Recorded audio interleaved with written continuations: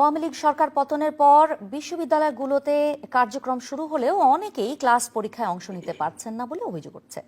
মূলত ছাত্রলীগ সম্পৃক্তদের ক্যাম্পাসে আসতে বাধা, এমনকি শুধু সমর্থক হওয়াতেও হয়রানির অভিযোগ আসছে। ফলে একরকম অনিশ্চয়তায় পড়েছেন এসব শিক্ষার্থী। তো আমি স্যারকে জানালাম যে স্যার, আমরা তো কোনো মামলাভুক্ত আসামি না, আমরা তো পরীক্ষাটা দিতে পারি। বললো ঠিক আছে, তাহলে আমি ব্যবস্থা করছি, তুমি আসো। পরিচয় প্রকাশে অনিচ্ছুক এই ব্যক্তির নাম ধরা যাক মাসুম আহমেদ। নিষিদ্ধ ঘোষিত ছাত্রলীগের একটি বিশ্ববিদ্যালয় কমিটির পদে ছিলেন তিনি। শেখ হাসিনা সরকারের পতনের 2 মাস পর মিস্টার আহমেদ তার বিশ্ববিদ্যালয়ে যান ডিপার্টমেন্টের একটি পরীক্ষায় অংশ নিতে। নিরাপত্তার কারণে তার পরীক্ষার আয়োজন করা হয়েছিল গোপনে, কিন্তু সেখানেও শিক্ষার্থীদের বাধার মুখে পড়েন তিনি। এবং আমার পরীক্ষা প্রায় শেষ পর্যায়ে যখন অমন সময়ে ওরা আসলো, ওরা পরীক্ষার হলের দরজাতে ধাক্কাধাক্কি শুরু করলো, দরজা ভেঙে ঢোকার চেষ্টা করলো। মানে ওরা জানেও না আমরা কারা, ওরাও জানে না, ওরাও আমাকে চিনে না, আমিও ওদেরকে চিনি না, ইভেন আমার সাথে যে ছিল তাকেও চিনে না।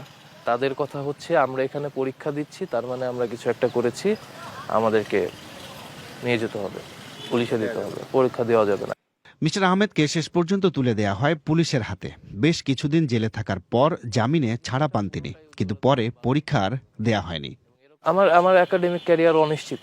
মিস্টার আহমেদ ছাত্রলীগের পদে আছেন, কিন্তু এরকম অনেকেই ক্লাস পরীক্ষায় অংশ নিতে পারছেন না যাদের দলীয় কোনো পদ পদবি নেই। পরিচয় প্রকাশ না করার শর্তে এরকমই দুজন কথা বলেন বিবিসির সঙ্গে। আমি ফার্স্ট ইয়ারে পড়ি, ছাত্রলীগের কোনো কমিটিতেও নেই, কিন্তু ছাত্রলীগের একজন নেতা আমার আত্মীয়, এটাই হচ্ছে আমার অপরাধ। আমার সহপাঠীরাই ঘোষণা দিয়েছে ক্লাসে গেলে আমাকে বয়কট করবে, ক্যাম্পাসে পেলে আমাকে মারবে। এখন আমি কিভাবে কলেজে যাব? আমি ছাত্রলীগের সমর্থক, কিন্তু বিশ্বাস করেন আমি কোটা আন্দোলনের বিপক্ষে ছিলাম না, বিরোধিতাও করিনি, কিন্তু আমি যে আন্দোলনে নামিনি এটাই এখন আমার মাইনাস পয়েন্ট। ভাই, একজন যদি মামলার আসামিও হয় তাও তো তার পরীক্ষা দেওয়ার অধিকার আছে। এখন এটা কে কাকে বোঝাবে? বাংলাদেশে রাজনৈতিক পট পরিবর্তন হলেই বিপক্ষ ছাত্র সংগঠনের নেতা কর্মী কিংবা সমর্থকরা ক্যাম্পাসে এলে হামলা মারধরের শিকার হন, অনেকে ক্লাসেও অংশ নিতে পারেন না। এটা বেশ পুরনো চিত্র। বিগত 16 বছরের ছাত্রলীগ কিংবা এর আগে ছাত্রদলের বিরুদ্ধে এরকম বহু অভিযোগ রয়েছে। তবে এবার যেটা নতুন করে দেখা যাচ্ছে সেটা হচ্ছে শিক্ষার্থীদের কেউ কেউ এমনকি পরীক্ষাতেও অংশ নিতে পারছেন না। আর এসব অভিযোগের একটা উল্লেখযোগ্য অংশ পাওয়া যাচ্ছে এই ঢাকা বিশ্ববিদ্যালয়ে। সম্প্রতি অবশ্য নিরাপত্তা সংকটে আছেন বিশ্ববিদ্যালয়টিতে এমন শিক্ষার্থীদের জন্য গোপনে পরীক্ষার আয়োজন করলেও শিক্ষার্থীদের একটি অংশের বাধার মুখে এখন সেটাও বন্ধ রেখেছে বিশ্ববিদ্যালয়টির প্রশাসন। আমি যদি বিপ্লবের স্পিরিটে বলি, যারা ছাত্রলীগের সাথে সম্পৃক্ত ছিল তাদের নিরাপত্তা দেওয়ার জন্য বিশ্ববিদ্যালয় দায়বদ্ধ না, পরিষ্কার। এবং বিশ্ববিদ্যালয় এর সক্ষমতাও নেই, কারণ এটা শিক্ষার্থীদের ব্যাপক ক্ষোভ আছে, ব্যাপক বিরোধ আছে। সেই বিরোধকে উপেক্ষা করে আমি নিরাপত্তা দেওয়ার মতো অবস্থায় আমরা নেই। তদন্তের ফলে তদন্ত কমিটি যে রিপোর্ট দিবে সেখানে পরিষ্কার হয়ে যাবে যে কারা আসলে সত্যিকার অর্থে অপরাধ করেছে, তা কারা করে নাই। আমি এই মুহূর্তে আমার পদত্যাগ পত্রে সিগনেচার করছি। এই সময় শুনছেন, বাংলাদেশে শেখ হাসিনা সরকারের পতনের পর বিশ্ববিদ্যালয়গুলোতে শিক্ষক হেনস্থার নানা ঘটনা সামনে আসে। সে সময় এগুলো নিয়ে আলোড়ন হলেও শিক্ষার্থীদের বিষয়টি সেভাবে সামনে আসেনি। এখন দেখা যাচ্ছে রাজনৈতিক নেতা কর্মী এমনকি ছাত্রলীগের সাধারণ সমর্থক এমন শিক্ষার্থীরাও হয়রানির মুখে পড়েছেন। শিক্ষক হেনস্থার মতো এসব ক্ষেত্রেও মব তৈরি করে হামলা, পুলিশে ধরিয়ে দেয়া কিংবা ক্যাম্পাসে না আসার জন্য হুমকি দেওয়ার মতো অভিযোগ পাওয়া যাচ্ছে, যার পেছনে বৈষম্য বিরোধী ছাত্র আন্দোলনের ভূমিকা আছে বলে মনে করা হলেও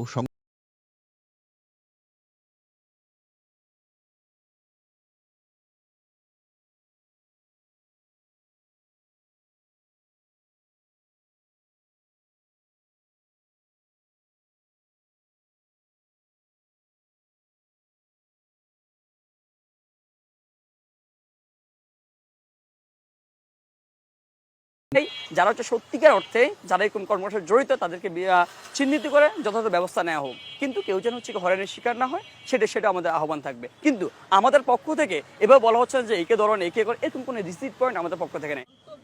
মিস্টার কাদেরও বলছেন তদন্তের কথা, কিন্তু বাংলাদেশে এমনকি যারা মামলার আসামি তাদেরও মামলা মোকাবিলার সঙ্গে সঙ্গে ক্লাস পরীক্ষায় অংশ নিতে আইনগত কোনো বাধা নেই। তাহলে এক্ষেত্রে শিক্ষা প্রতিষ্ঠানগুলোতে যে এক ধরনের নিরাপত্তার সংকটের কথা বলা হচ্ছে, রাষ্ট্র সেখানে কি উদ্যোগ নিচ্ছে? জানতে চাইলে শিক্ষা উপদেষ্টা দপ্তরে যোগাযোগ করা হলে শিক্ষা উপদেষ্টা কোনো মন্তব্য করতে রাজি হননি। অন্যদিকে বিশ্ববিদ্যালয় মঞ্জুরি কমিশন এমন পরিস্থিতিকে বলছে সাময়িক। একটা নতুন অবস্থায় সবকিছু নতুনভাবে চিন্তা ভাবনা করতে হচ্ছে। এখানে সমস্যা কিছু কিছু থাকবে, এটা অস্বাভাবিক না। এবং আমার বিশ্বাস যেহেতু ছাত্ররা অত্যন্ত পজিটিভ, ইউনিভার্সিটিগুলোতেও নতুন অ্যাডমিনিস্ট্রেশন এসছে, চ্যালেঞ্জগুলো ফেস করছে তারা ছাত্রদের সাথে বসে ইনশাল্লাহ এটা সমাধান রাস্তা বের করে নিয়ে আসবে। বাংলাদেশে ছাত্র আন্দোলনের সময়ের বিপক্ষে অবস্থান নিয়ে শিক্ষার্থীদের উপর হামলায় নেতৃত্ব দিয়েছিল ছাত্রলীগ। ফলে সাধারণ শিক্ষার্থীদের মধ্যে ছাত্রলীগের বিরুদ্ধে ক্ষোভ আছে। কিন্তু ক্ষোভ থাকলেও শিক্ষার আইনি অধিকার থেকে যেন কেউ বঞ্চিত না হয় সে কথাও বলছেন অনেকেই। কিন্তু এর সুরাহা করতে যে ধরনের সমন্বিত পদক্ষেপ দরকার সেটা এখনো দেখা যাচ্ছে না। তাফসির বাবু, বিবিসি বাংলা, ঢাকা।